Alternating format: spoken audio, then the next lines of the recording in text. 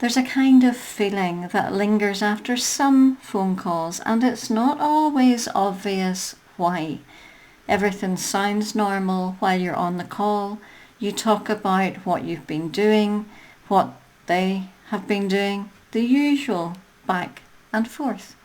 And then something small gets mentioned, almost in passing, and it stays with you after you hang up.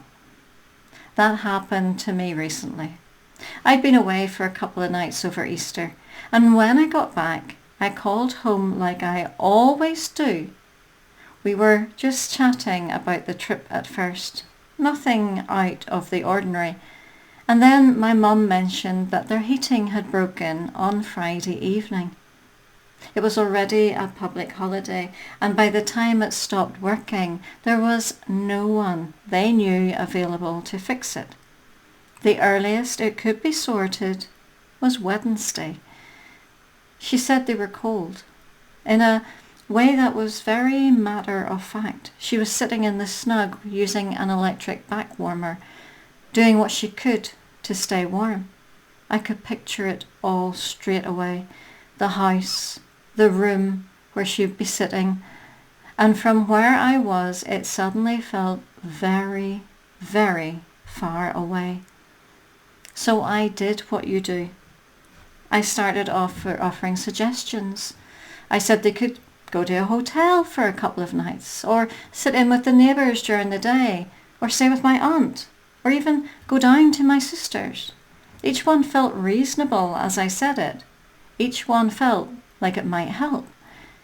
And yet she said no to all of them. Not dismissively, just no. They were at home.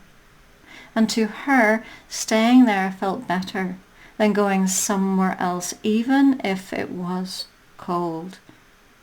I kept trying, saying the same things in slightly different ways, hoping something might land differently. Nothing changed. That was the point where I realized there was nothing I could actually do. I was too far away from them. The call ended, and I carried on with my evening. At the same time, however, I didn't, because part of me stayed there, in their house, in that situation, knowing what was happening, and not being able to step into it. A couple of days later, Mum messaged me to say my sister had spoken to her own plumber, and the heating was fixed in a few hours on Easter Monday. It was simple once the right person knew, and yet the first person she told was me. Me, in a different country, with no way of doing anything practical about it. I had no contacts in Northern Ireland. That's the part that stays. Because it's not about whether the problem gets resolved in the end. It's about that space in the middle where nothing dramatic is happening. There's no life or death crisis, and yet something just doesn't sit right. If you live away from your parents, you'll probably recognize this. Those moments after a call where something lingers. You know what's going on. You understand it. And yet there's a gap between that and being able to do anything about it. That gap can feel uncomfortable in a way that's really hard to explain. Your life is here, carrying on as normal, and at the same time part of you is there with them. There's a pull in both directions, with neither cancelling the other out. They just kind of sit alongside each other. Moments like that bring it into focus. It's not something you can fix, and yet it's something you can feel. Sometimes what happens isn't trying to change the situation, it's having a way to be with how it feels without adding more pressure to it.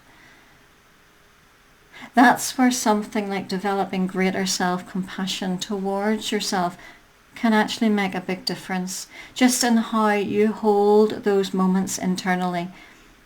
Or something like establishing strong boundaries, even within yourself, can help you recognize what's yours to carry and what isn't, especially when you're dealing with things that are outside of your reach.